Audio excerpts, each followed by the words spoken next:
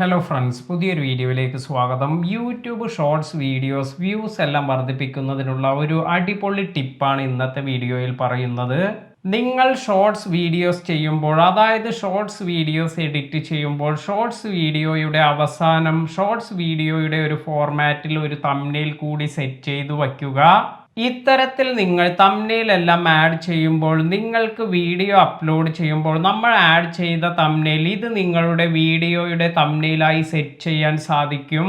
Shorts വീഡിയോസിൽ വന്നിരിക്കുന്ന update പ്രകാരം ഷോർട്സ് വീഡിയോസ് അപ്ലോഡ് ചെയ്യുമ്പോൾ നമുക്ക് ഇഷ്ടപ്പെട്ട ഒരു ഭാഗം ഇത് നമുക്ക് തംബ്നെയിലായി സെറ്റ് ചെയ്യാൻ സാധിക്കും. അതിനാൽ തന്നെ ഷോർട്സ് വീഡിയോയുടെ അവസാനം നമ്മൾ സാധാരണ വീഡിയോയിലെല്ലാം ചെയ്യാറുള്ളത് പോലെ നല്ല ഡിസൈനിലുള്ള ഒരു തംബ്നെയിൽ എല്ലാം സെറ്റ് ചെയ്തു വയ്ക്കുക.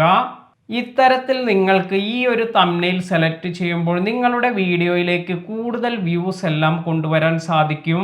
ഈ ഒരു ട്രിക്ക് നിങ്ങളുടെ ഷോർട്സ് വീഡിയോസിൽ ചെയ്തു നോക്കുക. അപ്പോൾ കൂടുതൽ നല്ല നല്ല അറിവുകളുമായി മറ്റൊരു വീഡിയോയിൽ കാണാം. താങ്ക്